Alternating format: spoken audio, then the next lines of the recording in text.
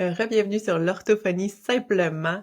Aujourd'hui, un épisode dans lequel je vais m'adresser plus spécifiquement aux éducatrices en milieu de garde et aux enseignantes, ou bref, toute personne qui travaille avec un groupe d'enfants ou de jeunes, parce qu'on va jaser de comment stimuler le langage ou comment stimuler même certains aspects spécifiques du langage dans un contexte de groupe. Donc on parle souvent de faire de la stimulation plus globale, de s'adapter, d'être inclusif et cetera.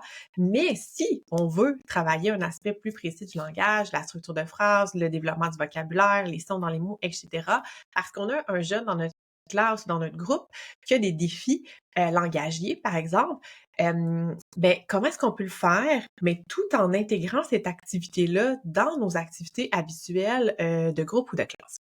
Donc, c'est de ça dont je vais vous parler aujourd'hui.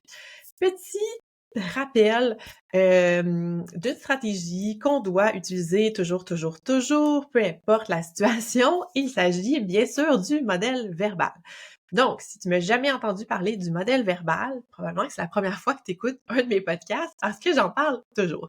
Donc, le modèle verbal, c'est quoi? C'est en fait de redonner le bon modèle quand on entend une erreur ou de redonner un modèle qui est plus adéquat, même des fois quand il n'y a pas d'erreur. Donc, je te donne un exemple. Si un enfant va faire une transformation de son dans les mots, il va dire un crin au lieu d'un train, on va dire ah oui, un train.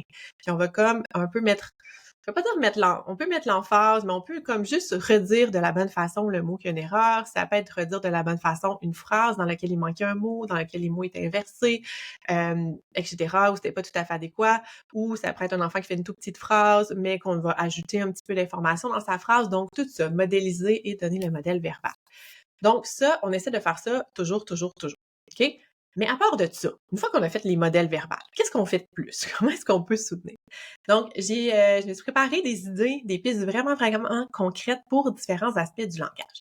Donc, on commence par les phrases. Donc, souvenir la formulation de phrases. Puis là, vous allez voir, je vais donner des trucs pour les plus petits puis les plus grands, mais en gros par thème comme ça. Donc, la formulation de phrases, une des choses qu'on peut faire, en gros, c'est par contre, par exemple, de faire ce qu'on va appeler de l'analyse syntaxique. OK? Fait que l'analyse syntaxique, ça, c'est pour les enfants un petit peu plus grands à l'école, par exemple. Analyse syntaxique, c'est on pourrait le faire aussi à la fin au début, à la fin de la garderie, là, de l'âge préscolaire, mais bref. Donc, c'est quoi la phrase? C'est quoi les morceaux de phrase? Qu'est-ce qu'on a besoin pour avoir une phrase? Comment est-ce qu'on organise les mots dans une phrase? Donc, il y a plein déjà de matériel qui existe pour ça. Moi, je connais bien la grammaire en 3D parce que c'est une des méthodes que j'utilisais là, quand je faisais plus de la clinique. Mais de dire: «OK, j'ai une représentation visuelle, par exemple pour, mon sujet, pour le qui dans la phrase, une représentation visuelle pour le quoi, c'est quoi le verbe, qui fait quoi par exemple», puis après on peut ajouter des compléments de phrase et cetera. Fait que ça, c'est un peu la base qu'on peut faire même avec les petits. Il y a des modèles aussi dans lesquels on peut voir même les petits déterminants qui sont là, les adjectifs qui sont là et cetera. Fait que le faire avec une représentation visuelle, c'est toujours aidant pour les enfants qui sont plus jeunes. Pour les enfants plus vieux, on va beaucoup parler des groupes dans la phrase, fait que le sujet, le prédicat, le complément de phrase, le complément du nom, et cetera, et cetera. Et pour les jeunes qui ont des difficultés langagières, l'analyse syntaxique, c'est hyper difficile.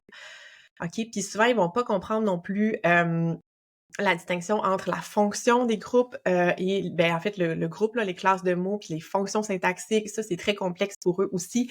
Donc ça, c'est quelque chose qu'on peut essayer de voir et revoir, d'expliquer, donner des exemples et cetera. Puis éventuellement, tu sais, ajouter graduellement des informations, mais vraiment si on l'a de manière visuelle, représentée, c'est beaucoup plus facile pour eux. Voilà. Ensuite de ça, ce qu'on peut travailler aussi, c'est par exemple avec tout ce qui est les marqueurs de relation. Donc pour aller complexifier les phrases, allonger les phrases, on va utiliser, des marqueurs de relation, des connecteurs, et cetera, qu'on va pouvoir mettre dans nos phrases, parce que, si, lorsque, et cetera. Donc c'est des mots qui nous permettent de connecter, de relier des phrases ensemble et donc de faire des phrases plus longues et plus complexes. Donc on peut les travailler avec les enfants. Fait que, tu sais, ce qu'on peut faire, entre autres, c'est, de prendre 2 petits bouts de phrases, puis d'essayer de les connecter ensemble justement en variant. Lorsque, mettons, j'ai terminé, mon assiette, puis, je vais jouer dehors. OK? Fait qu'on pourrait dire: «Je vais jouer dehors parce que j'ai terminé mon assiette. Lorsque je vais terminer mon assiette, je pourrais aller jouer dehors. Fait que là, on peut faire ça. On peut voir aussi, est-ce que ça change les temps de verbe quand on modifie la phrase? Quand, on pourrait ajouter des mots comme quand, si, qu'est-ce que ça veut dire si? Il y a des enfants qui comprennent pas nécessairement si telle chose, ah, donc c'est une condition, c'est quoi une condition? Donc, vraiment tout ça. Fait que vous pouvez le faire vraiment là avec des petits morceaux de phrases qu'on va mettre ensemble, qu'on va séparer. Donc, plus vous allez le faire comme ça, vous allez manipuler, vous allez expliciter le sens des mots, à quoi ça sert, ça fait du sens, ça fait pas de sens, si on utilise ça comme ça fonctionne pas. Qu'est-ce que ça a comme impact sur le reste de la phrase? Qu'est-ce que ça veut dire si on utilise ce marqueur de relation-là, ce connecteur-là versus un autre? Fait que tout ça, ça va vraiment, vraiment aider les enfants. En fait, tous les enfants, là, je vous dirais, c'est quelque chose qui est quand même assez difficile pour la majorité des enfants, mais principalement les enfants qui ont des défis langagiers, surtout si on ont des défis avec la syntaxe, la structure de phrase. Donc, sinon, un peu dans cet ordre-là, tout ce qui est ce qu'on va appeler la morphologie des mots, parce qu'on parle souvent de morphosyntaxe, mais la morphologie des mots, donc les mots qui ont des racines de mots, ça peut aller dans le vocabulaire aussi, là, mais bref, les mots de la même famille, les racines de mots, dents, dentiste, dentaire, dentition, etc.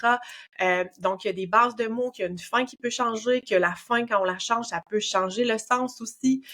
Donc, si mon mot est fini par ier, par exemple, pompier, policier, etc., ier, c'est souvent relié à un métier, c'est relié à une personne qui fait quelque chose. Donc, etc. Fait que tout ça, l'analyse, les suffixes, les préfixes, etc., suffixe, préfixe, bref, tout ça, c'est vraiment pertinent, c'est quelque chose qu'on peut vraiment parler, expliciter, jouer avec ça, jouer avec les mots, etc. Fait que ça, c'est quelque chose que vous pouvez faire aussi en grand groupe, mais qui va avoir un impact encore plus important sur les jeunes qui ont des difficultés langagères. Ensuite de ça, partir des erreurs qu'on a observées ou qu'on a notées, ou aussi que ça soit à l'écrit, à l'oral ou tout ça. Fait que ça peut être de prendre, par exemple, des erreurs syntaxiques qui reviennent souvent dans les textes de façon anonyme, par exemple, et de les revoir avec le groupe.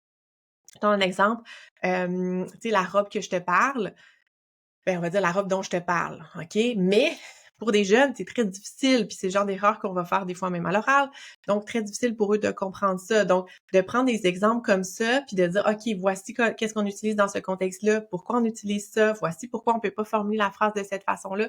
Donc, au lieu d'avoir juste des erreurs comme de syntaxe là, dans les textes, c'est souvent des choses qu'on voit, les phrases qui sont mal formulées, on les reprend, on les ressort, puis on les explique, on les travaille en groupe pour comme expliquer que ça fasse du sens pour tout le monde, puis encore plus pour les cocos qui ont des difficultés langagères. Donc ça, pour tout ce qui était les phrases. Sinon, tout ce qui est le vocabulaire, c'est un des enjeux vraiment, vraiment importants de nos jeunes qui ont des difficultés langagères, particulièrement les jeunes qui ont des difficultés à long terme, là, comme un TDL, un trouble développemental du langage. Donc, ce qu'on peut faire, OK, une des choses qui est vraiment, vraiment chouette, c'est de faire des réseaux sémantiques. On veut construire beaucoup, beaucoup de représentations, de relations autour des mots. Donc, c'est-à-dire, on peut partir d'un thème et aller nommer plein de mots, plein de concepts, plein de choses qui nous font penser à ce thème-là. Donc, on construit comme un petit réseau autour. Donc, une pomme, c'est un fruit, ça pousse dans un arbre. On peut cueillir des pommes à l'automne. C'est rouge, c'est vert, c'est croquant. Fait que tout ça, OK? On bâtit tout ça. On va ajouter des mots là-dedans. On peut faire des ressemblances, des différences. Bon, une poire, ça ressemble vraiment beaucoup, mais une poire, c'est quoi la différence avec une pomme, etc. Tu sais, fait qu'on peut aller faire des réseaux comme ça sémantiques. Sinon, on peut vraiment essayer d'associer, d'expliquer le sens des mots, là, ça c'est pour moi une grosse, grosse base qui est parfois omise, je dirais. Expliquer le sens des mots, particulièrement dans les listes de mots de vocabulaire de la semaine, expliquer le sens des mots. OK, là, je parle pour les grands à l'école. Les mots de la semaine, c'est hyper important. Oui, on pratique l'orthographe. Oui, des fois, ça sert à faire la calligraphie même, mais le sens des mots, c'est hyper, hyper important. Donc, qu'est-ce que ça veut dire, ce mot-là? C'est hyper important pour être capable de l'apprendre même au niveau de l'orthographe. OK? Donc, ceci étant dit, ce qu'on peut essayer de faire aussi pour le sens des mots qui sont plus abstraits, plus peut-être difficiles, c'est d'aller chercher justement même des images de ces mots-là. Donc, aller chercher par exemple une image d'un taureau pour montrer c'est quoi, ben c'est plus facile, tu tapes taureau sur Google, tu as des images, c'est assez clair. Là, on peut essayer de le comparer même avec un autre animal, c'est quoi la différence entre une vache, un taureau, est-ce qu'on voit la différence, des animaux, des objets ou des concepts qui se ressemblent plus, ben là, on va vraiment aller justement, on peut aller chercher les deux images pour comparer, etc. Mais des fois qu'on a des mots plus abstraits, on peut essayer de demander aux enfants aussi, ça te fait penser à quoi? Est-ce que tu sais ça veut dire quoi? Quelle image on pourrait utiliser pour illustrer ça?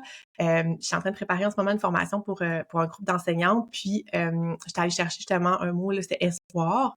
Donc, j'allais chercher des images d'espoir. pour voir qu'est-ce que Google me sortait. Puis en fait, une des choses que je recommande, c'est, d'aller expliquer par exemple, il y avait, dans Espoir, il y avait une petite, fleur qui poussait entre une craque là, de pierre, en fait, là. C'était vraiment comme, un trottoir là, en pierre, en pavé, en fait. Puis il y avait une petite fleur qui poussait au travers. OK, pourquoi ça, c'est de l'espoir? Qu'est-ce que pourquoi ils ont utilisé cette image-là pour représenter l'espoir? Il y avait une autre image, par exemple, que c'était un paysage tout gris, tout sombre avec plein de nuages. Puis au milieu, c'était comme si quelqu'un tournait une page. Puis l'autre côté, c'était ensoleillé, c'était lumineux, c'était joyeux. OK, pourquoi ça représente l'espoir? Fait qu'on peut utiliser des images comme ça, puis demander même aux enfants d'aller trouver le lien, pourquoi, etc. Fait qu'aller encore plus loin dans le sens des mots. Ça, c'est hyper important aussi. Donc ça, sinon, ben, tout ce qui est les catégorisations, ça peut être vraiment intéressant. Fait que nommer des mots dans une catégorie, ça, c'est bien aussi pour les plus petits, faire des devinettes, tout ça. Puis quand on va faire ça, on va toujours ajouter de l'information, hein. Fait que si on fait la catégorisation, ben, on peut ajouter des mots que les enfants connaissent peut-être pas. À ce moment-là, aller chercher une image pour montrer ça a l'air de quoi, finalement, ce mot-là qu'ils connaissent pas, qui est nouveau, c'est quoi la différence avec les autres mots de cette catégorie-là. Donc, on peut faire ça. On peut aussi essayer d'insérer des sous-catégories. Hein, tu as raison, ça aussi, c'est un animal, mais c'est un animal marin. C'est quoi les animaux marins? Est-ce que tu en connais d'autres? Etc. Donc, on peut vraiment faire ça. Si on fait des activités de devinettes, n'oubliez jamais de, être un modèle. Je vais vous en reparler tantôt, mais être un modèle pour les enfants. On peut utiliser des petits supports visuels pour les aider à s'organiser, hein. Faire une devinette, c'est vraiment pas si simple que ça. Ça a l'air bien simple pour nous comme adultes, mais pensez à c'est quoi les indices, quel type d'indices on peut donner. Fait que, tu sais, d'avoir des petits modèles qui montrent, par exemple, ben, la catégorie. Après ça, ça a l'air de quoi? Physiquement, la description physique, ça sert à quoi? Tout ça. Fait que ça peut aider les enfants à donner des indices qui sont pertinents. Puis si jamais c'est pas le cas, ben, nous, comme adultes, on va aller suggérer: «Ah! Ben là, tu m'as pas dit c'est vert. Oui, mais il y a beaucoup de choses vertes, hein. Commence par me dire c'est dans quelle catégorie, ça va être plus facile pour nous de t'aider à trouver. C'est un animal. Ah, OK. OK, là, ça va être plus facile, hein, c'est un animal vert. OK, il y en a un petit peu moins. Fait que, tu sais, on va aider, on va pister, on va questionner, puis on va expliquer pourquoi on fait ça. OK? Ça. Ensuite de ça, tout ce qui est le discours. Au niveau du discours, Heu, soyez un modèle, soyez un modèle, OK? Hyper important de modéliser, puis ça va être le cas pour tous les aspects du langage, mais encore plus le discours. C'est compliqué, surtout pour nos petits minous au préscolaire, puis pour nos jeunes plus grands qui ont des difficultés. Raconter quelque chose, c'est difficile. Expliquer quelque chose, décrire, ils savent pas par où prendre ça, ils savent pas comment s'organiser. Des fois, ils donnent beaucoup trop d'informations, des fois pas assez. Des fois, ils vont pas situer le contexte, donc c'est super complexe. Donc, plus ils ont un modèle clair, une structure, des exemples sur quoi ils peuvent se fier pour développer ces habiletés-là, c'est vraiment très pertinent et utile. Puis on peut le faire d'abord au niveau réceptif. Donc, si on veut leur faire raconter quelque chose, bien là, on leur, on les expose, par exemple, à une histoire, puis on leur demande d'identifier: «Ah, c'est quoi le début de l'histoire? Ah, c'est qui le personnage dans cette histoire-là? Ça se passe où? Ça se passe quand?» Fait qu'on leur demande d'identifier ces morceaux-là, pour qu'après ça, ils soient capables de eux-mêmes savoir, OK, dans une histoire, je vais dire ça, ça, ça, puis après ça, de réutiliser ce modèle-là, ce schéma-là pour le faire au niveau expressif.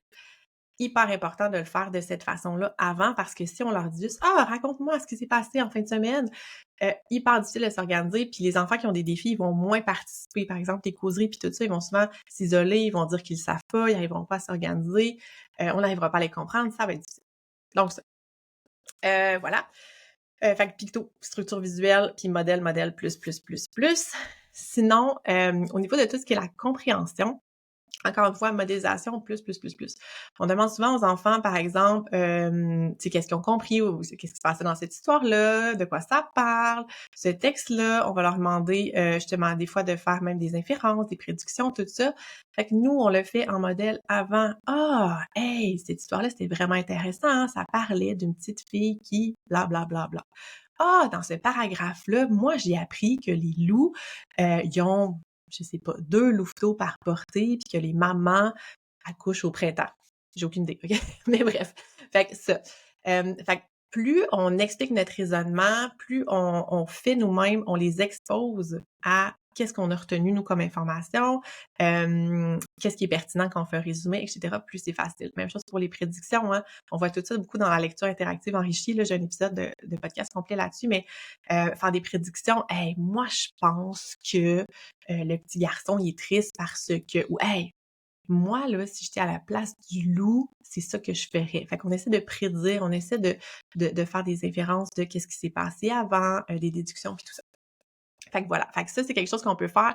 Faites-le en groupe, et avec une attention spécifique pour les cocos qui ont de la difficulté. Donc, tu sais, c'est ce que je dis là, c'est toutes des choses qui sont bonnes pour tout le monde, mais qui vont être encore plus bénéfiques pour les enfants, qui ont peut-être pas ce réflexe-là ou qui ont pas encore les habiletés langagières assez développées pour le faire seuls. Donc, on le fait pour eux, on le fait avec eux. Puis à la limite, si vous pensez qu'il y a des enfants dans votre groupe qui sont super bons puis qui seraient capables de le faire tout seuls, ils peuvent être des modèles, ils peuvent être des exemples. Tu sais, à la limite, si un coco qui est capable de dire, vous pouvez dire, tu sais, vous pouvez le faire une couple de fois, puis éventuellement, vous dites, hey, toi, hey, Thomas, raconte-nous, qu'est-ce que tu penses qu'il va faire, le petit garçon?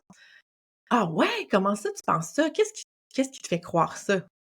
Fait que peut-être que Thomas, lui, qui a aucune difficulté langagière, va être capable de faire ça, ça va être facile pour lui. Ça va devenir un exemple pour Léa, qui, elle, a bien de la difficulté.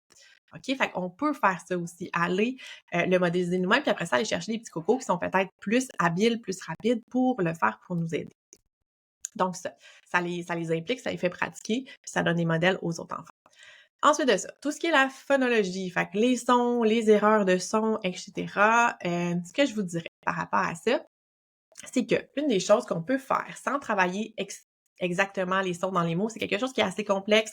Travailler les sons dans les mots, il y a vraiment des particularités, il y a des sons, il y a des âges d'acquisition de sons.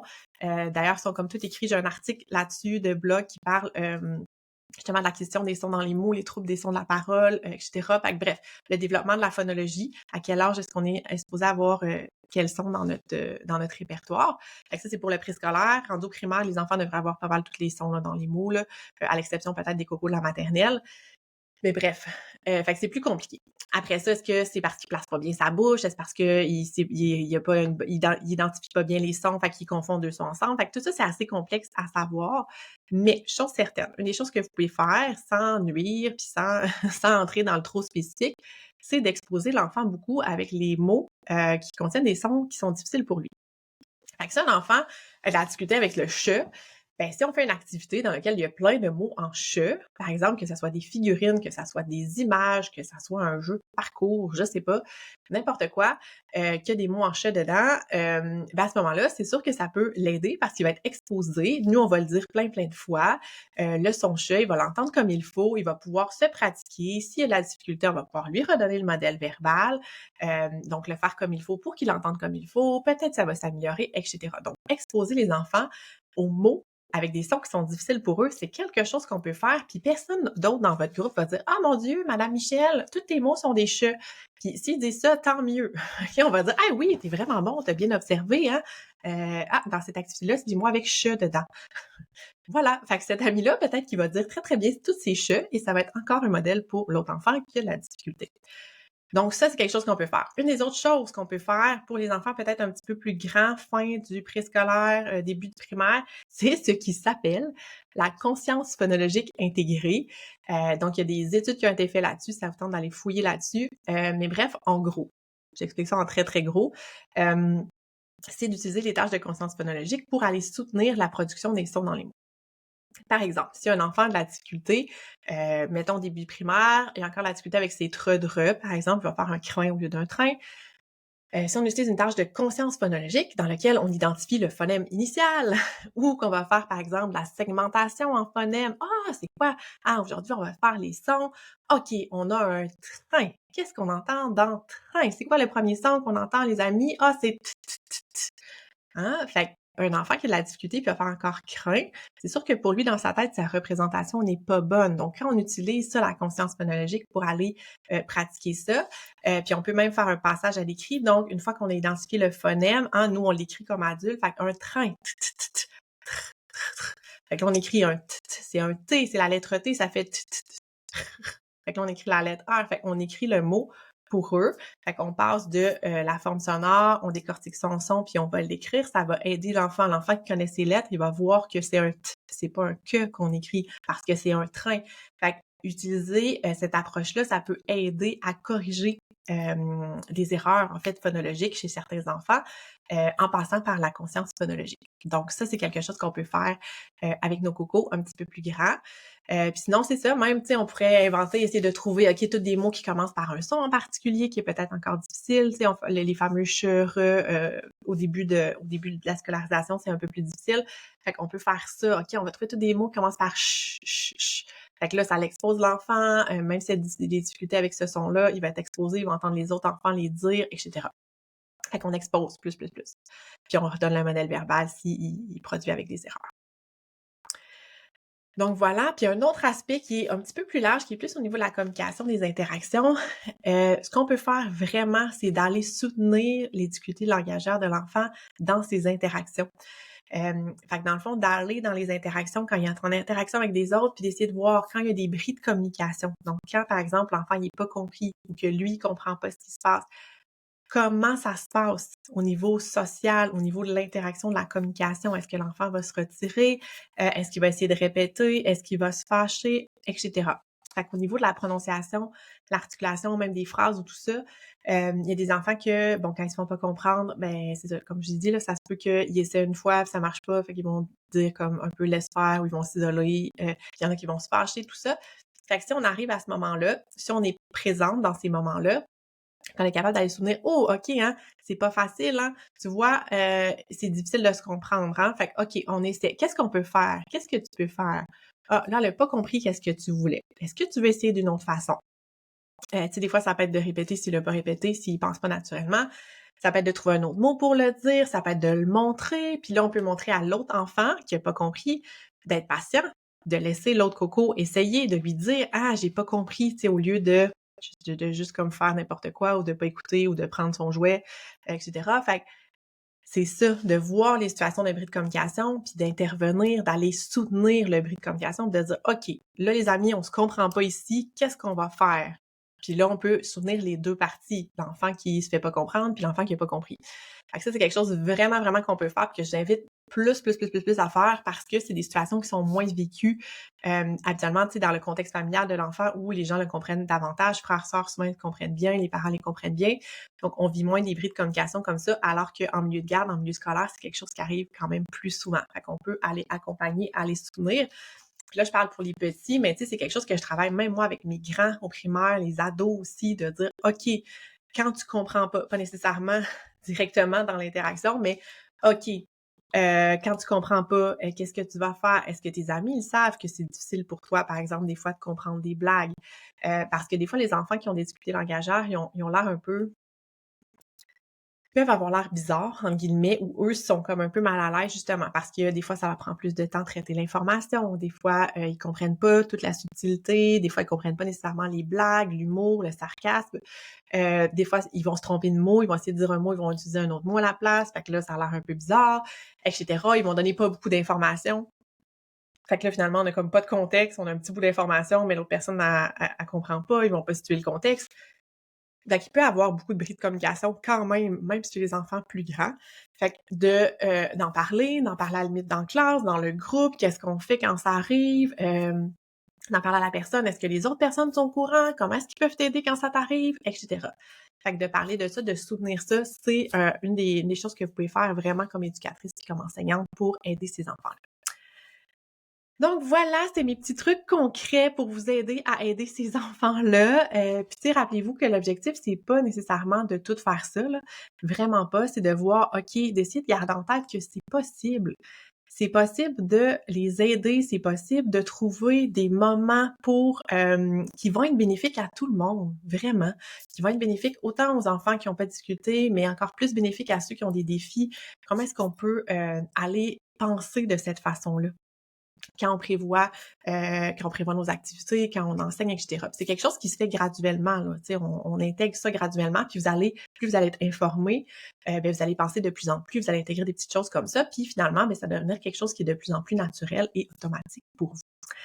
Donc voilà, j'en ai parlé un petit peu pendant que je donnais des trucs, mais en ce moment, je suis en train de développer des formations pour les enseignants, enseignantes, donc tous les professionnels scolaires.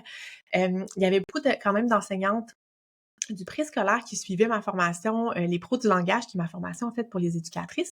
Mais récemment, j'ai été mandatée par une école pour, développer quelque chose pour les enfants, oui, préscolaires, mais aussi 1er cycle et même, j'ai développé récemment aussi du contenu pour, tout ce qui est, la fin du primaire, même le secondaire. Fait que bref, je suis beaucoup là-dedans ces temps-ci. Et c'est des formations maintenant que je vais offrir. Donc, pour l'instant, c'est plus en format comme sur demande, que je peux les offrir dans les milieux scolaires auprès des enseignantes, et cetera.